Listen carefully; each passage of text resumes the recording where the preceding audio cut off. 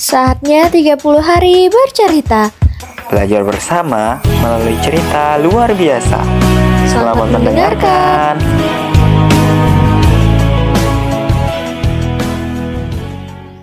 Selamat datang kembali di 30 hari bercerita. Di episode kali ini, kita akan membicarakan tentang sebuah surat yang sangat disunahkan oleh Rasulullah untuk dibaca di hari Jumat. Surat apakah itu? Yap, betul sekali. Itu adalah surat Al-Kahfi. Pernahkah Sobat Hasanah penasaran tentang apa sih yang melatar belakangi turunnya surat Al-Kahfi? Ternyata ada kisah menarik loh di balik itu semua. Penasaran? Mari kita mulai. Semakin hari, dakwah Nabi Muhammad SAW kian diterima. Pengikutnya memang tidak bertambah banyak, tetapi orang-orang yang mengikuti Rasulullah ini sangat setia. Keimanan mereka seperti batu karang, kukuh, teguh, dan tidak mudah goyah. Pembesar Quraisy akhirnya merancang strategi untuk bisa menggoyang keabsahan kenabian Nabi Muhammad. Dengan begitu, kelompok kecil yang dipimpin oleh Nabi Muhammad itu akan segera runtuh. Pembesar Quraisy lantas mengutus 2 orang delegasi untuk menemui pemuka agama Yahudi di Yastrib. Keduanya adalah Nadr bin Harith dan Uqbah bin Abi Mu'aid. Mereka mendapatkan tugas besar untuk menceritakan seluk-beluk Nabi Muhammad kepada pemuka agama Yahudi dan bertanya mengenai kebenaran kenabiannya. Para pembesar Quraisy berpikir kalau orang-orang Yahudi adalah ahli kitab pertama. Mereka memiliki pengetahuan tentang para nabi yang tidak dimiliki oleh banyak orang. Saat bertemu pemuka agama Yahudi, Nadr dan Uqbah mendapatkan 3 pertanyaan sekaligus untuk menguji kebenaran Nabi Muhammad. Pertanyaan pertama, tanyakan tentang sekelompok orang yang pergi pada zaman dahulu. Bagaimana kondisi mereka dan apa peristiwa luar biasa terkait itu. Kedua, tanyakan tentang seseorang yang mengelilingi bumi dari timur ke barat dan minta dia menceritakan tentangnya. Ketiga, apa itu ruh dan bagaimana hakikatnya? Kalau dia bisa menjawabnya dengan baik, ikutilah dia. Memang benar dia seorang nabi. Tapi sebaliknya, jika dia tidak bisa menjawab, terserah kalian mau apakan dia. Begitulah kata pemuka agama Yahudi tersebut. Nadr dan Uqbah bergegas kembali ke Mekah dan menceritakan pesan pemuka agama Yahudi itu kepada pembesar Quraisy. Mereka girang sekali.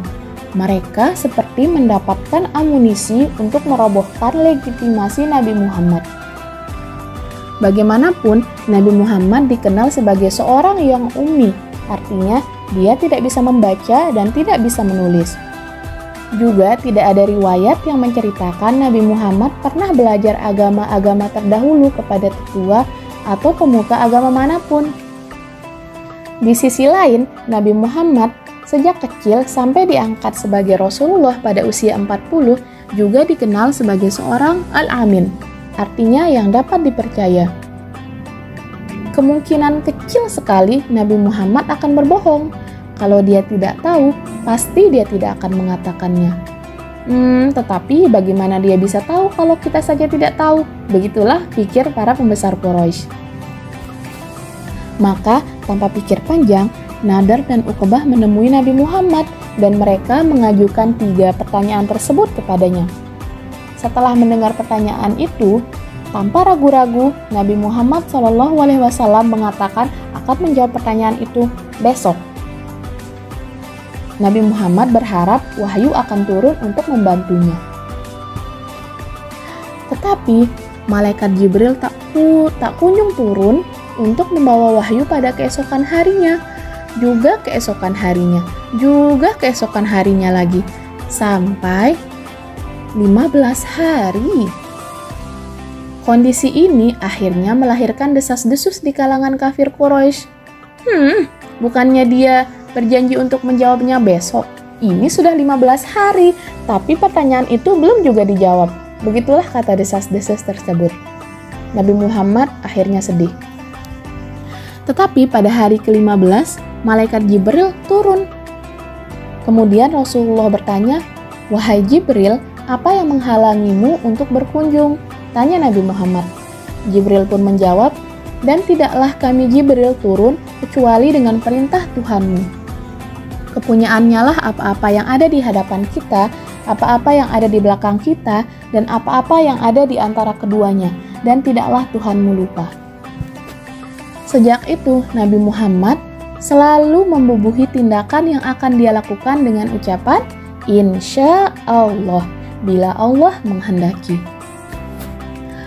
Malaikat Jibril pun menurunkan surat Al-Kahfi untuk menjawab ketiga pertanyaan Nadar dan Uqbah. Surat ini mengesahkan kenabian dan kerasulan Nabi Muhammad. Demikian, Imam Qurtubi mengisahkan proses turun surat Al-Kahfi di dalam Al-Jami' Al-Quran. Al-Jami' li Ahkamil Quran. Dan berdasarkan petunjuk dan kebiasaan Nabi Muhammad SAW dan para sahabat, umat Islam sering membaca surat Al-Kahfi ini pada malam Jumat. Hal ini berdasarkan riwayat dari sahabat Sa'id Al-Khudri bahwa barang siapa membaca surat Al-Kahfi pada malam Jumat, maka dia akan diterangi cahaya yang terangnya mencapai antara dirinya dengan Bait Al-Atiq. Di dalam Musnad Ahmad disebutkan riwayat lain, barang siapa membaca awal surat Al-Kahfi dan akhirnya dia mendapatkan cahaya dari kaki sampai kepalanya. Barang siapa membaca semuanya, dia mendapatkan cahaya antara langit dan bumi. Selain itu, Nabi Muhammad SAW juga menjamin bahwa barang siapa menghafal 10 ayat awal dari surat Al-Kahfi, maka dia akan dijaga dari fitnah Dajjal. Hadis riwayat Muslim nomor 1342. Surat Al-Kahfi disepakati pada para ulama turun di Mekah dan sebelum hijrah. Karena itu termasuk dalam kategori surat Makkiyah. Ayatnya berjumlah 110. Imam Bukhari dalam sahihnya meriwayatkan dari Ibnu Mas'ud bahwa surat Bani Israil, Al-Kahfi, Maryam, Toha, dan Al-Anbiya adalah termasuk surat-surat yang pertama kali turun. Hadis riwayat Bukhari nomor 4610. Nah, begitulah asbabun nuzul surat Al-Kahfi. Tunggu dulu. Sebelum kita tutup, teman-teman, apa teman-teman tahu kisah yang dimaksud di pertanyaan pertama orang-orang Yahudi itu? Iya, betul sekali. Itu adalah kisah Ashabul Kahfi yang tertidur di dalam gua selama 309 tahun untuk melarikan diri dari raja yang zalim demi menjaga keimanan mereka. Luar biasa sekali ya mereka. Nah, kalau kisah kedua, tahu tidak? Tahu tidak? Kalau belum tahu, kita cari sama-sama yuk. Oke, demikianlah episode 30 hari bercerita kali ini. Semoga bisa menginspirasi Sobat Hasanah untuk selalu melakukan kebaikan ya. Nantikan episode selanjutnya. Bye-bye. Assalamualaikum. Nantikan cerita luar biasa selanjutnya ya di Balai Baca Hasanah Official. Dan bantu kami mengembangkan channel ini dengan like, komen, dan subscribe ya.